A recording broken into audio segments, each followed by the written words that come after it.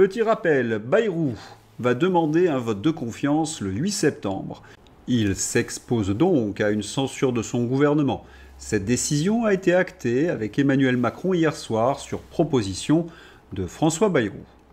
Il n'y a pas d'ambiguïté, c'est un plan qui a été conçu par les esprits tordus de l'Élysée. Mais manifestement, il ne se passe pas comme prévu. La haine contre l'exécutif, elle, est réelle.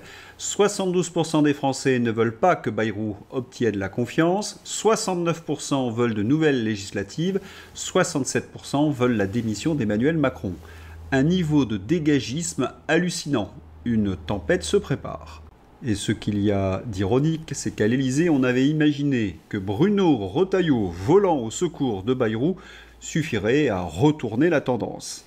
Retailleau se prend depuis 24 heures un vent de face, une bordée d'injures à cause de cela. Les Républicains voteront la confiance au gouvernement de François Bayrou. Les Républicains et Bruno Retailleau voteront la confiance à Bayrou le 8 septembre.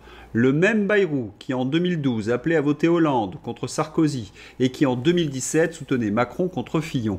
Décidément, Retailleau continue le naufrage de ce parti. Et on a envie d'ajouter qu'à ce niveau-là, c'est shakespearien. Les LR, c'est la traîtrise trahissant la traîtrise, la quintessence du reniement, l'esprit de Judas à tous les étages. C'est fou. Pour bien comprendre, ce sont ces mêmes LR qui ont lancé des commissions d'enquête pour dénoncer la Macronie qui falsifiait les comptes publics pour tromper les Français et les agences de notation. Olivier Marleix.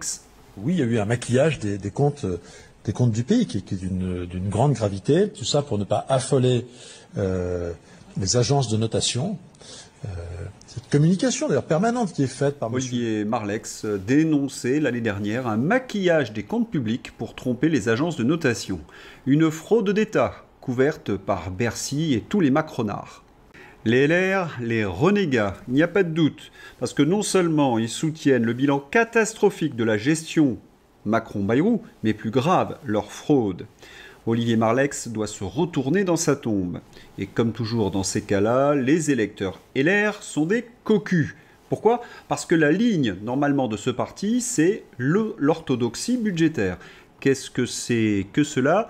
Eh bien, l'orthodoxie budgétaire désigne une approche de la gestion des finances publiques qui privilégie la discipline, l'équilibre ou la réduction des déficits budgétaires et la limitation de l'endettement public. Elle repose sur des principes tels que l'équilibre budgétaire, l'objectif est de maintenir les dépenses publiques en ligne avec les recettes, évitant ainsi des déficits excessifs, réduction de la dette publique, priorité donnée au contrôle ou à la diminution du ratio dette-PIB, pour garantir la soutenabilité des finances publiques, la prudence dans les dépenses, limitation des dépenses jugées non essentielles et optimisation de l'utilisation des ressources publiques.